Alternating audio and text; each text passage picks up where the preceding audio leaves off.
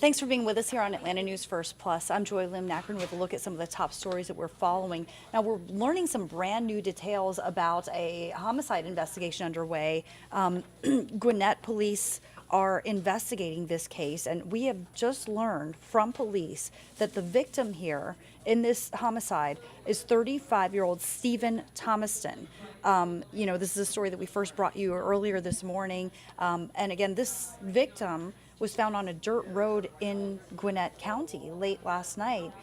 Gwinnett County Police say they don't have a lot of information right now. They are confirming that they are investigating this as a homicide. They say that they got the call around 10 o'clock last night that someone had been shot just west of Decula. When the first officer arrived on Stanley Road, which is a dirt road off of Winder Highway, they say that they found a man dead. Police, again, now identifying that victim as Stephen Thomaston of Lawrenceville, 35 years old.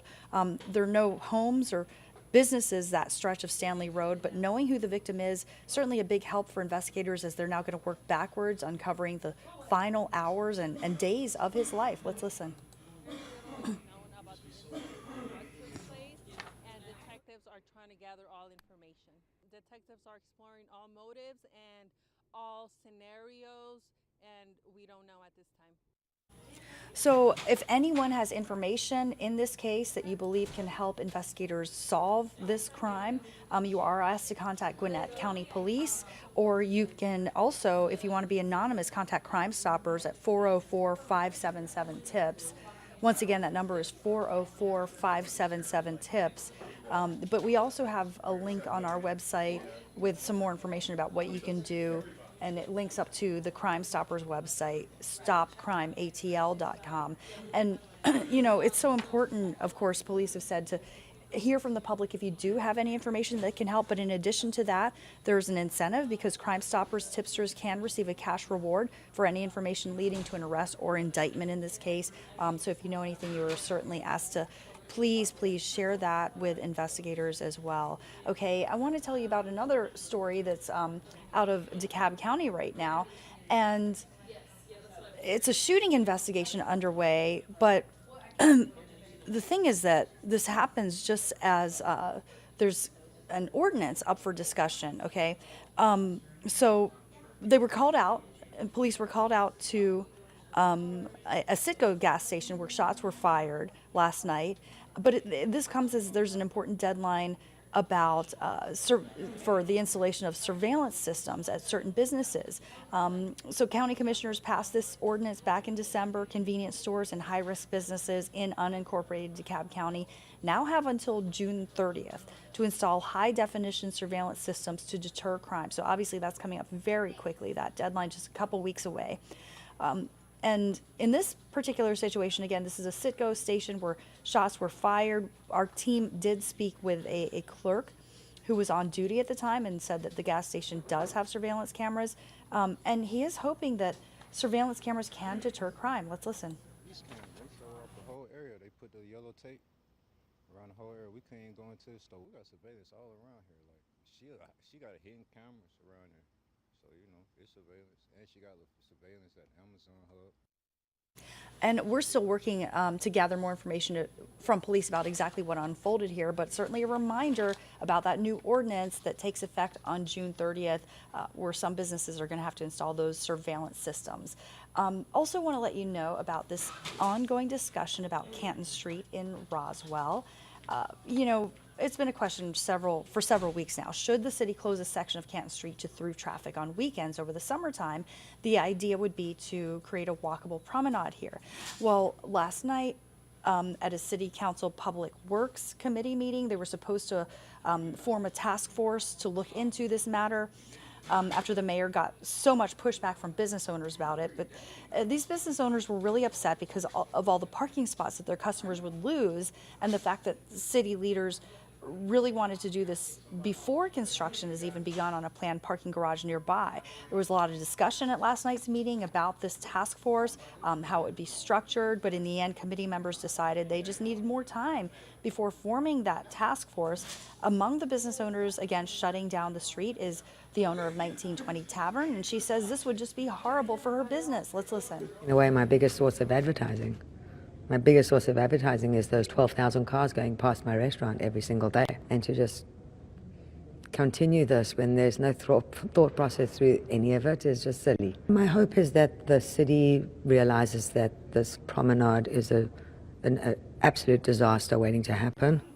So city leaders are expected to make a final decision on that task force a week from today, and they're going to start appointing task force members sometime after that. But for right now, you know, that stretch of street will remain open to through traffic. But again, this is something that's an ongoing discussion, and that could certainly change.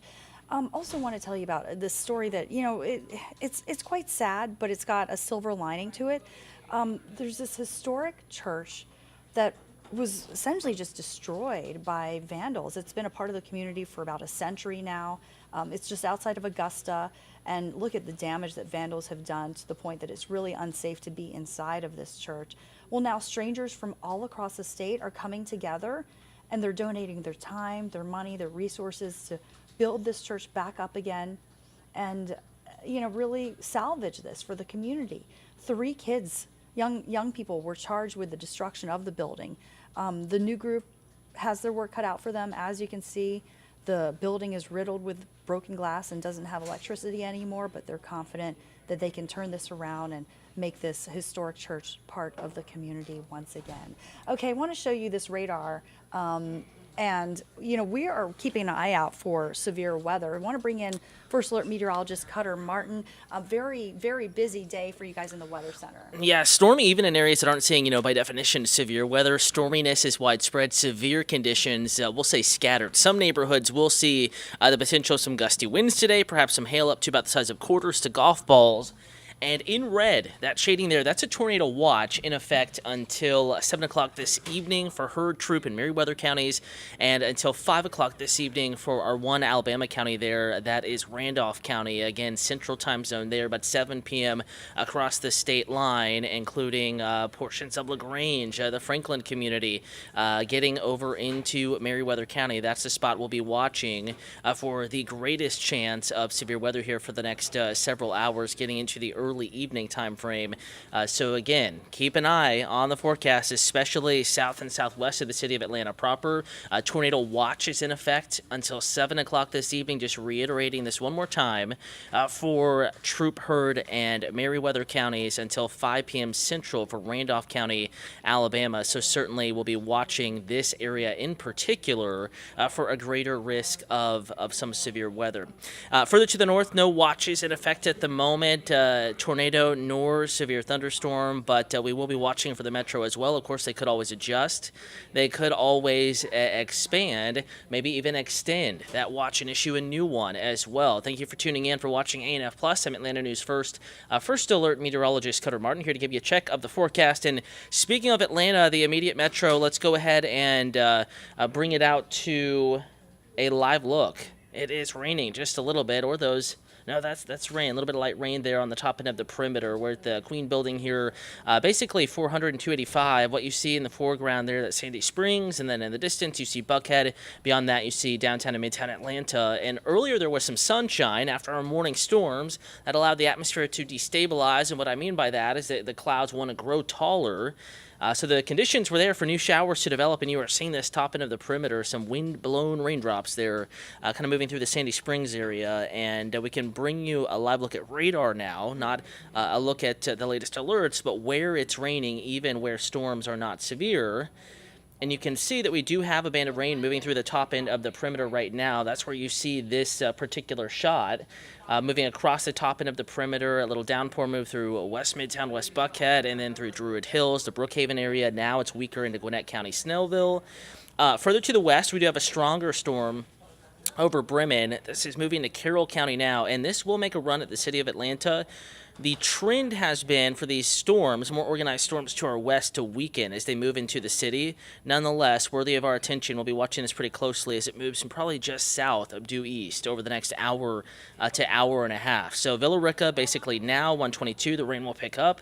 Into Carrollton, loud booming thunder, heavy rain possible, 135 at the latest. 213 into the city of Atlanta proper, that's a downtown timeline for you. And then 225 east side Decatur, getting through DeKalb into Rockdale County, Conyers community by by 3 p.m. if this holds together. And it may not be as strong, but I do think at least rain will hold together and get into the city of Atlanta here over the next hour or two after a bit of a mid to late morning break. And we do have that first alert because we do have a risk of severe weather today, a moderate risk actually for far southern Georgia and to middle Georgia, not really in much of our area, but we are watching Randolph County, Heard County, southern Coweta County, into Meriwether County, into Upson County, portions of Spalding Pike counties as well. An enhanced risk of severe weather, 3 out of 5. Of course, these lines are not perfect. Just to give you a general idea, the greatest risk of severe weather is southwest of the immediate metro, with that risk down to a level 2 out of 5. Slight risk of severe weather for the immediate metro. And then going down to a 1 out of 5 marginal risk for the mountains of North Georgia. It's going to be a little bit harder to get any real severe weather in North Metro on up into the mountains. It's a little cooler. Those clouds don't want to grow as tall. Storms don't want to become as strong. Nonetheless, something we'll be watching here pretty closely for the next maybe 3, 4, 5 hours. In fact, I can pull out the hour-by-hour forecast here for you in just a moment. I'm going to bring you back outside where we do have some active rain falling. This is in Sandy Springs, being clipped by a bit of a shower that is moving off to the east, basically off to the kind of, I would say maybe just north of due east sort of direction. I'll bring you radar in just a moment, but do want to walk you back through the next few hours. Here's a look at the forecast now. We have that first alert in effect, still have rain tracking through the area. Here we are mid to late afternoon, 2, 3, 4, some more storms kind of encroaching on the metro, though I will say in this particular setup, forecast models having a bit of a more difficult job. They're having a harder time resolving the specifics behind the forecast, but showing that chance is still there through the evening rush. Here comes the strongest of the storms, once again, southwest side, southern Cleburne, Randolph, maybe portions of Carroll, Troop Heard, Coweta, Meriwether, and Upson counties at greatest risk for some pretty gnarly weather moving through during the evening rush. So if you live or if you work in Atlanta, you live on the south side, you're driving down to Noonan, more so you're driving down to LaGrange, you're driving down to Thomason, Griffin, you need to keep a little closer eye than if you are traveling northward. Yes, there will be some rain, Northsiders, North Metro on up to the mountains of North Georgia, but that risk of severe weather is greater on the far south side, getting down into middle Georgia. And maybe you work in Atlanta or you have a trip, a business outing, and you're heading down to Macon today. You're going to drive into the thick of it, some of the worst weather down in middle Georgia, South Georgia, and the Georgia Coastal Empire here over the next several hours. Just wanted to check in, give you a check of the forecast, and remind you that today is a great day, a very necessary day to have at least one way to get severe weather alerts. Make sure you have the First Alert weather app, basically the QR code that you're streaming right now on your screen, upper right-hand corner. All you have to do is scan that, and that'll bring you right to the download portal. Or better yet, if you can't get that scan function to work, just search Atlanta News First or First Alert Weather in your app or Google Play Store. And we do have a complete download page, all of our devices, the locations in which we stream, even when the weather isn't severe. That's at atlantanewsfirst.com. Thank you for checking in and for watching. Reminder, though, full team is here. We'll keep you updated. We're not leaving the weather center. Next check of the forecast on TV at 3 p.m. Of course, if there is dangerous severe weather between now and then, we will break in and let you know, and we'll be streaming across all platforms. atlantanewsfirst.com, First Alert Weather app, the Atlanta News First app, Roku, Amazon Fire, anywhere you typically stream our forecast will be the first to alert you of any severe weather pushing through.